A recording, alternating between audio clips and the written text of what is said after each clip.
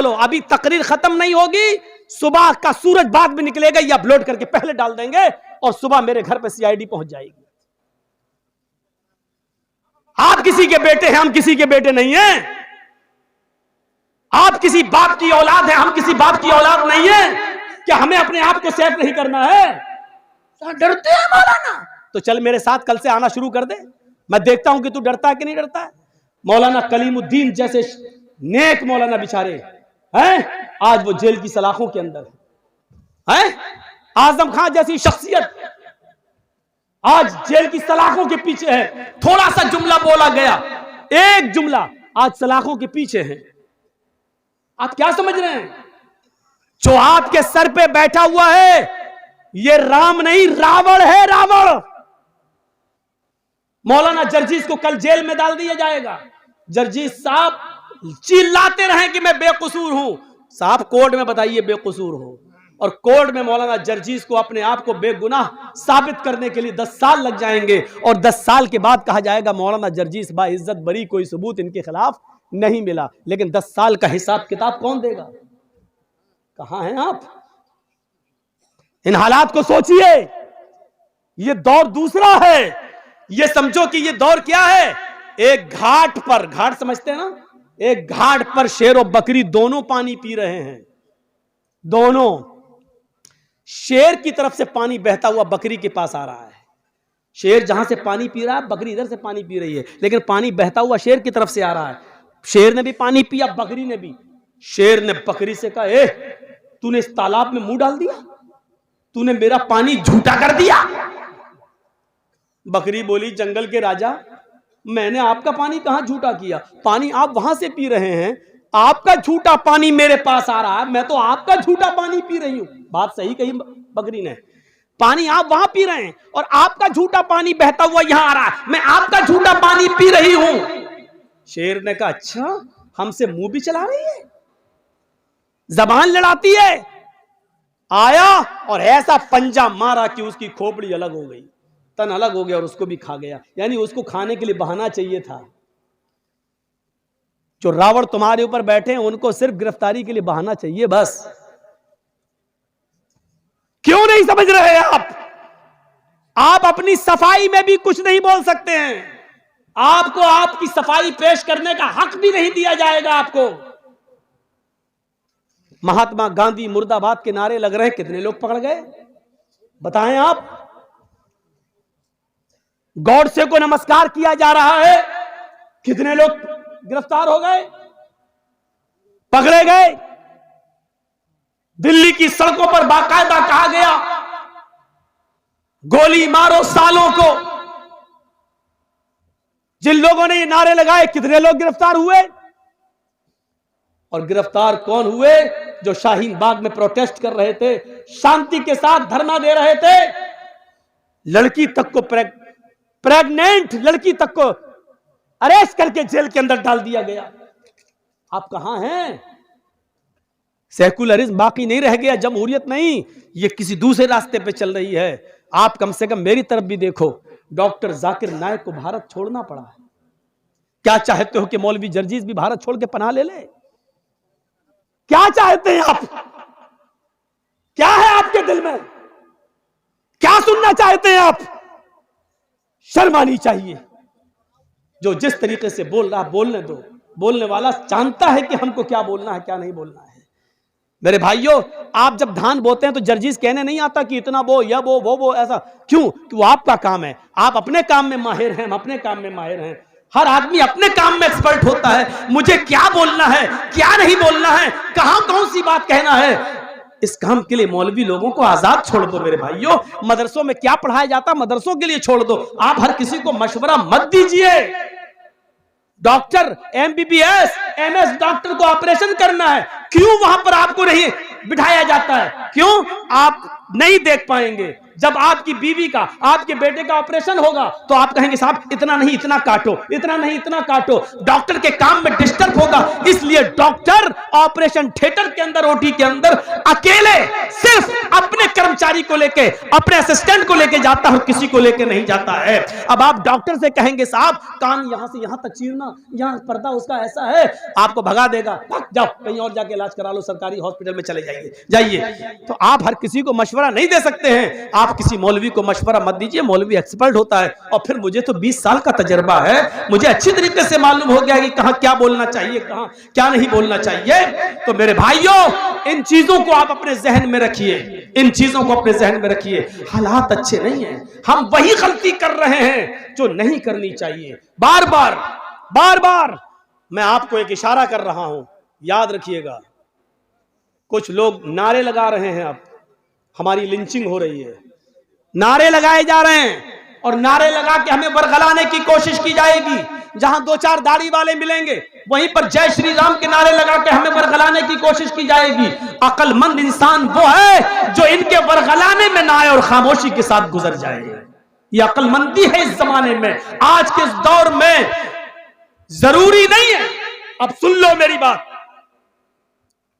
अगर कोई पागल कुत्ता मौलाना जर्जीस को काट ले उसके पैर में, तो उसका जवाब क्या कि मौलाना जर्जीस भी उस पागल कुत्ते के पैर में काटने जाए? आप क्या कहोगे जर्जीस को? एक पागल कुत्ते ने हमें काट लिया है, अब हम भी पकड़ो पकड़ो और काट रहा। लोग कहें कितना बड़ा पागल है, यही पागल है। अगर कोई पागल कुत्ता हमारे पैर में काट ले तो इसका यह मतलब नहीं है कि जर्जीस साहब भी उस पागल कुत्ते को काटने जाएं। कुछ लोग इस वक्त पागल हो चुके हैं पावर को देखकर। कुछ लोग जानते हैं कि हमारा पावर है, हमारा आदमी बैठा हुआ है सीट पर, गवर्नमेंट का नशा है, वो जानते हैं कि गोली मारो सालों को, देश के गद्दारों, कुछ भी, हमारा कुछ नहीं होगा। पूरे दिल्ली में ट्रंप के जाने तक तो मैं कुछ नहीं बोलूंगा, ट्रंप के जाने के बाद हम आपकी भी नहीं सुनेंगे। इस तरीके की बातें जो कही गई हैं, वो जानते हैं कि हमारा कुछ नहीं होगा। मेरे भाइयों सुन लीजिए, आप ये हालात बना दिए गए हैं, ऐसे मौके पर खामोशी का मुजाहरा कर रही है आप। कुछ कुत्ते पागल हो गए हैं, पागल नशा है उनको कि हमारे ऊपर किसी का हाथ है। अब इस पागल कुत्ते को अगर आप समझ जाएं तो पूरी तकरीर कामयाब। मैं नाम नहीं लूंगा, सॉरी, माजरत के साथ, आप मुझे आइंदा बुलाएं या ना बुलाएं, मैं नाम नहीं लूंगा। लेकिन इस पागल कुत्ते को अगर आपने समझ लिया तो समझ लो कि पूरी तकरीर समझ गए आप। मेरे भाइयों, अगर कुछ पागल कुत्ते हमारे पैर में काट लें तो इसका यह मतलब नहीं है कि हम भी उस पागल कुत्ते को काटने जाएं। हाथी चलता रहता है, कुत्ते भौंकते रहते हैं। अब हाथी अगर उन कुत्तों के भौंकने पर पीछे मुड़ मुड़ के देखने लगे तो हाथी अपनी मंजिल तक कभी नहीं पहुंच पाएगा। तुम्हें अपनी मंजिल पर पहुंचना है। हाथी चल जा रहा है, वो पीछे मुड़ के नहीं देख रहा है, क्योंकि वो जानता है कि इनकी आदत भौंकने की है, ये भौंक भौंक कर खुद ही थक जाएंगे। हाथी अपनी मंजिल को पा लेता है। मुसलमानों, तुम्हें अपनी मंजिल तक जाना है। हरिश्चंद्रपुर वालों, तुम्हें अपनी मंजिल तक जाना है, इसलिए भौंकने वाले कुत्तों के भौंकने को मत देखो। मंजिल पर तुम्हारा निशाना होना चाहिए, इंशाअल्लाह तुम्हें मंजिल मिलेगी। इन भौंकने वाले कुत्तों को समझ लो कि कुत्ते हैं, इनकी आदत है भौंकने की। इस वक्त हम जिन हालात से गुजर रहे हैं उसमें अक्लमंदी से काम लेने की जरूरत है। अक्लमंदी कैसी? एक मिसाल दूं, बड़ी अच्छी मिसाल है। 3 जानवर शिकार करने निकले, शेर, भेड़िया, लोमड़ी। तीनों जानते हैं ना, शेर, लायन और भेड़िया, आप जानते हैं, लोमड़ी, फॉक्स। 3 जानवर शिकार करने निकले। कौन कौन? कौन? शेर, भेड़िया, लोमड़ी। और तीनों ने एक एक शिकार कर लिया। सुनो, तीनों ने एक एक शिकार किया। शेर ने हिरन मारा, भेड़िए ने शेर ने हिरन मारा, भेड़िए ने बकरी मारी और लोमड़ी ने खरगोश, रैबिट का शिकार कर लिया। शेर ने क्या मारा? हिरन। भेड़िए ने क्या मारा? बकरी। और खरगोश, और लोमड़ी ने खरगोश। तीनों जानवर पड़े हुए हैं, शेर ने भेड़िए से कहा, तुम फैसला करो किसको क्या खाना है। देखिए, सरदार है ना जंगल का, बस शेर जो सरदार को पहचान गया पूरी तकदीर समझ जाएगा। शेर ने कहा फैसला करो भेड़िए से, फैसला करो कौन क्या खाएगा। भेड़िए ने कहा बहुत आसान जी। जंगल के राजा ने शेर ने कहा हाँ बताओ क्या है। अच्छा, शेर को तीनों जानवर खाना थे। भेड़िए से फैसला करवा रहा, बताओ क्या है। भेड़िए ने कहा बहुत आसान, हिरन आप खा लीजिए, बकरी मैं ले लेता हूं, लोमड़ी को खरगोश दे देते हैं। शेर ने कहा ये कोई फैसला है, इधर आ। मारा एक झपटा उसको और भेड़िए का सर तन से जुदा हो गया, भेड़िया मर गया, सर तन से जुदा। लोमड़ी से कहा लोमड़ी तुम फैसला कर सकती हो, तुम फैसला करो ये कौन खाएगा। लोमड़ी कहती बहुत आसान। कहा क्या, बोलो। कहा साहब हिरन आप सुबह नाश्ते में खा लीजिए, शाम को बकरी खा लीजिए, और बीच में जब जायका मुंह का जायका बदलना हो तो आप खरगोश का टेस्ट कर लीजिए। तीनों जानवर आपके हैं। सुबह उठो नाश्ते में आप हिरन खा लो, शाम को बकरी खा लो, और बीच में दोपहर में आप खरगोश का टेस्ट कर लो। शेर ने कहा वाह लोमड़ी वाह, कितना अच्छा फैसला किया तूने। इतना अच्छा फैसला करना तुझे किसने सिखाया। लोमड़ी ने कहा इस भेड़िए ने। समझ गए आप। गुस्सा भी आया है मुझे, लेकिन अब हंस दिया हूं मैं आपके सामने। मैं बहुत गुस्से में था लेकिन अब हंसी आ गई मुझे। शेर ने कहा वाह क्या फैसला किया है, इतना अच्छा फैसला करना तुझे सिखाया किसने। लोमड़ी क्या कहती है इस भेड़िए ने। यानी भेड़िए से मैंने इबरत हासिल कर ली। अरे मुसलमानों, इबरत हासिल अभी भी नहीं कर पा रहे हो। तुम देख रहे हो तुम्हारी आंखों के सामने कौन कौन जेल जा रहा है। तुम देख रहे हो इलेक्शन आता है, यूपी में कोरोना आ गया, नाइट कर्फ्यू लग गया, आप इबरत हासिल नहीं कर पा रहे हो। अब जब हमारा शेर को समझ गए ना, हमारा शेर जब देख लेगा यूपी में हम हार रहे हैं तो ऐन मौके पर इतना भयानक कर्फ्यू लगाएगा, यूपी में हो सकता है कि 3-4 महीने के लिए इलेक्शन टल भी जाए।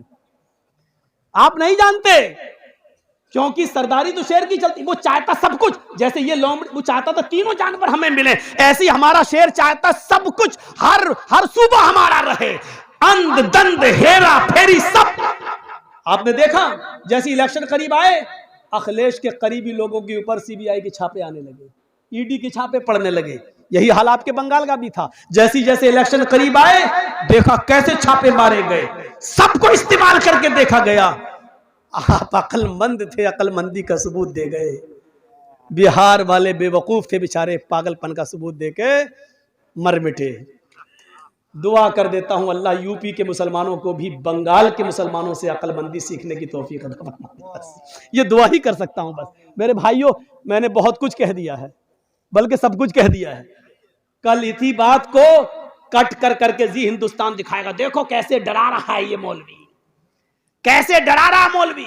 इनको नित्यानंद पंडित का बयान नहीं सुनाई देता है, वो कैसे डरा रहा वो नहीं दिखाई देता है। इसको जो नारे बीजेपी के नेता लोगों ने लगाए हैं दिल्ली में, वो नहीं सुनाई देते। मौलाना जर्जीस बोल रहा है बंगाल में, और ये दिखा रहे हैं यूपी में। साहब 6 महीने तक जर्जीस साहब जब तक इलेक्शन नहीं हो जाए यहां कोई जलसा नहीं कर सकते। लीजिए, मेरे घर नोटिस आ गया, मेरे पास पाबंदी आ गई। अरे भैया दीनी जलसे तो करने दो, मुझे किसी के स्टेज पे मत जाने दो। दीनी जलसे तो करने दो। साहब दीनी जलसे भी नहीं करने देंगे। ये तो ये कहो कि जुमे पे इनकी हुकूमत नहीं चलती, वरना ये तो कहते जुमा भी नहीं पढ़ाने देंगे। अब जुमा पढ़ने के लिए मैं जिस मस्जिद में जाता हूं, वहां के लोग कहते हैं मौलाना जुम्मे में आप ही पढ़ाइए। अब जो मौलाना बेचारा खुद पढ़ाना ही नहीं चाह रहा, वो कह रहा आप पढ़ा। जुमा तो हमें कहीं ना कहीं पढ़ना ही है। जब हम वक्त से पहले पहुंचते हैं जुमा पढ़ने के लिए, तो आदमी जिस मस्जिद में भी चला जाऊं, मौलाना साहब आप आ गए तो हमारी खुश नसीबी है, पढ़ा दो। अब उनको थोड़ी मालूम है कि हम किस मस्जिद में जा रहे हैं जुमा पढ़ने। जुमा पढ़ा देता हूं मैं, जुमा पढ़ा देता हूं। पाबंदी लगाई है तो तकरीरों पे ना लगाई है, जलसों पे, जुमे पे थोड़ी लगाई है। तो मेरे भाइयों, हमें जो कुछ कहना होगा जुमे के खुतबे में कह देंगे, इशारों ही में सही। तो आप फैसला करना सीख जाइए, इबरत लेना सीख जाइए, कम से कम थोड़ी देर के लिए लोमड़ी बन जाइए। आपको मालूम है कि आपका मुकाबला किससे है। लोमड़ी से पूछा, वाह इतना अच्छा फैसला करना तुझे किसने सिखाया? उसने कहा भेड़िए ने, यानी भेड़िए ने ये फैसला किया और उसका अंजाम मैंने देख लिया, इसलिए मेरा भी अंजाम ना हो, इसलिए मैंने भेड़िए से ये इबरत हासिल कर ली। जो लोग जेलों में जा चुके हैं, जो लोग काटे जा चुके हैं, जो लोग जेलों में सड़ रहे हैं, मुसलमानों उनसे इबरत हासिल कर लो, उनसे इबरत हासिल कर लो और अपने आप को मसलिहत के साथ, दूरअंदेशी के साथ आप काम करिए। मैं मना नहीं कर रहा हूं, बोलिए, हक बात बोलिए, डंके की चोट पे बोलिए, लेकिन आप उसको सलीके से बोलिए। आपको ये कहने की जरूरत नहीं चल बैठ खा ठूस। आप इस बात को यूं भी कह सकते हैं, खा लो ना, देसी मुर्गा ही चाहिए था ना, लो खा लो। आप इसको यूं भी बोल सकते हो। मेरे भाइयों, दूरअंदेशी अगर हमारे पास आ गई, बस एक चीज और बताऊंगा आपको कि गलती किसी से भी हो सकती है। हजरत सुलेमान और दाऊद अलैहिस्सलाम के जमाने में, दाऊद बाप है, सुलेमान बेटे हैं, एक किस्सा, एक वाकया पेश आ गया। बुखारी शरीफ की हदीस है। देखिए, दाऊद अलैहिस्सलाम भी नबी हैं और सुलेमान अलैहिस्सलाम भी नबी हैं। एक औरत, दो औरतें, अपने अपने दोनों के पास एक एक बच्चा था और एक एक बच्चा दोनों लेकर निकली। उनका गुजर एक जंगल से हो रहा था। दोनों औरतें जंगल में थोड़ा आराम करने लगी।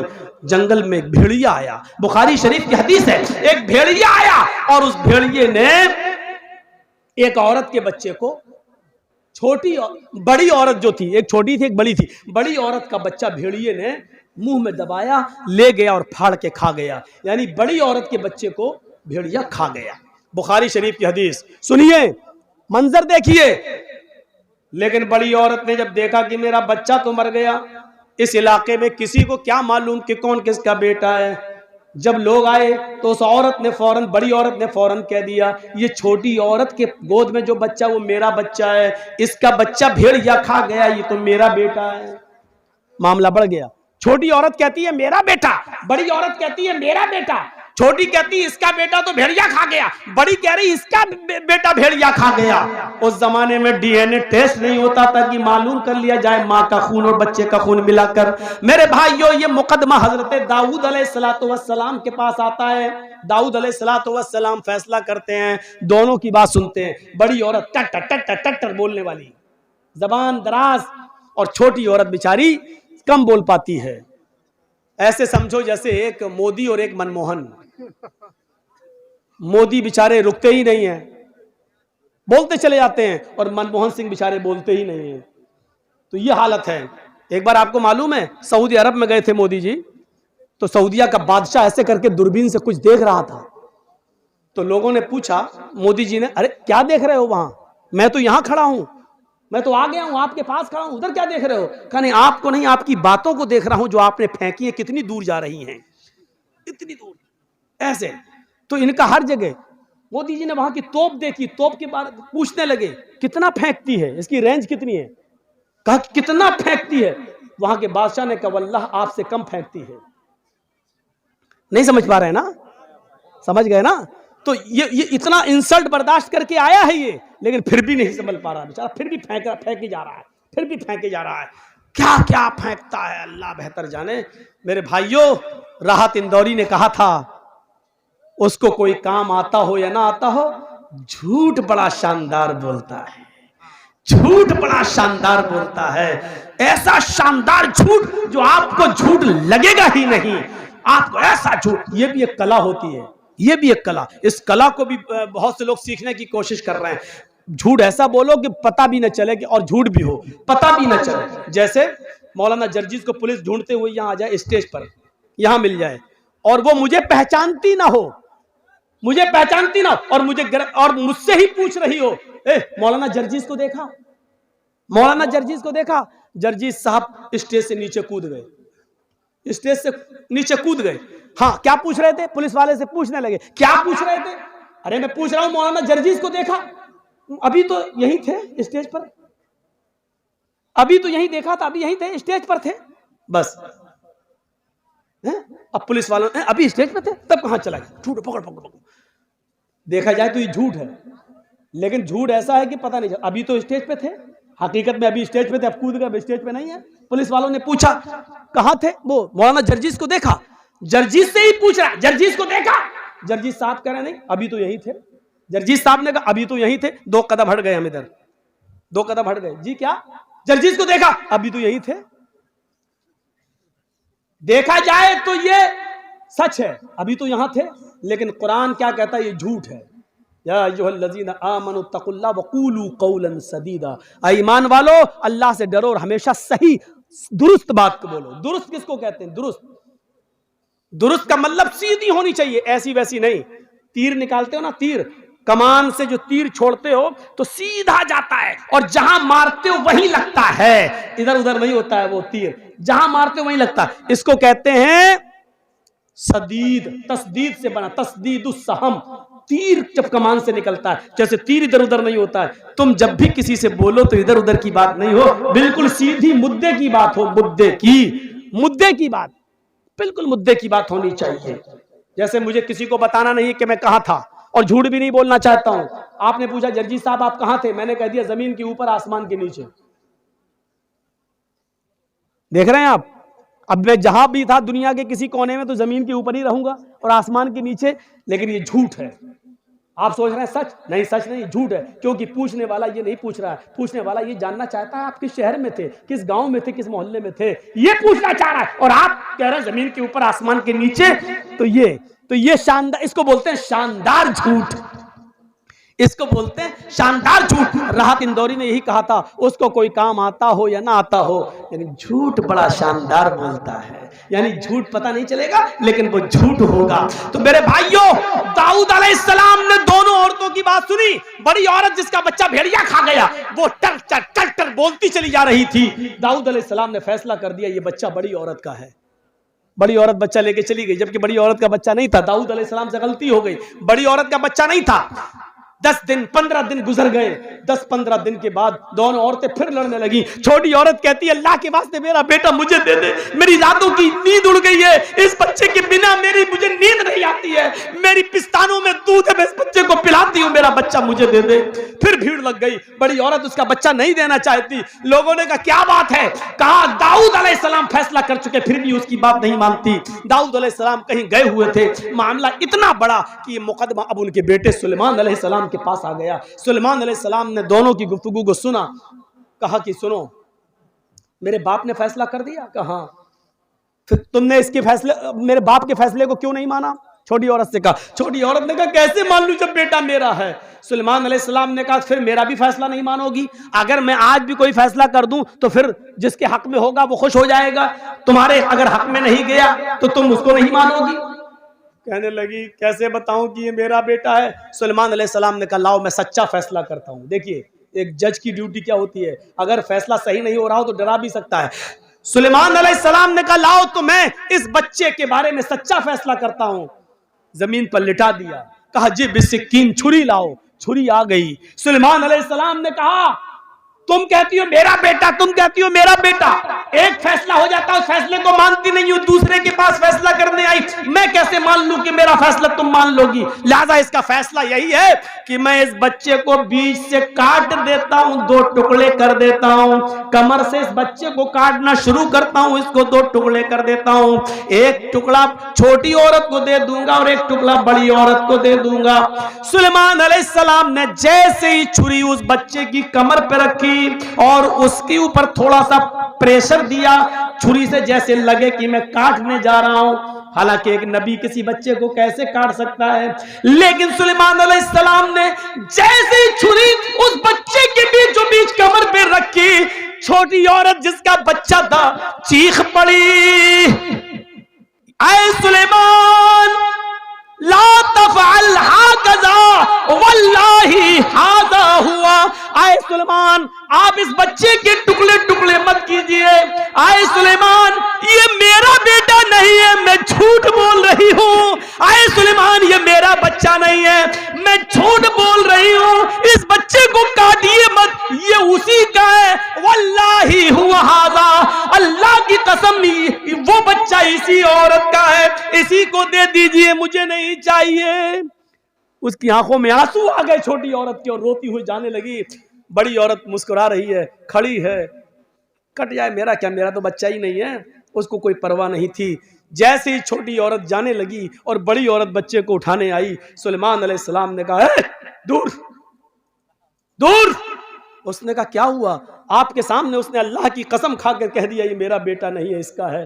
सुलेमान अलैहिस्सलाम कहते यही तो मैं देखना चाहता था, यही तो मैं देखना चाहता था। उसकी आंखों से निकलने वाले आंसू और उसकी तड़प ये बतला रही थी कि मेरा बेटा मरना नहीं चाहिए, मुझे भले ही ना मिले, इसी को मिले, मिल जाए, कभी कभी देख लिया करूंगी, आंखों को ठंडक मिल जाएगी, लेकिन मेरा बेटा जिंदा तो रहेगा। अगर कट गया तो न मेरा रहेगा न इसका रहेगा। आए औरत, उस औरत की आंखों से गिरने वाले आंसुओं ने बता दिया है कि ये बच्चा उसका है, तेरा नहीं। मेरे बाप से गलत फैसला हो गया है। उठाया उस बच्चे को, कहा है औरत इधर आ, छोटी औरत, और कहा ये बच्चा तेरा है, इस बच्चे को तू पकड़, इस बच्चे की मालिक तू है, इस बच्चे की माँ तू है।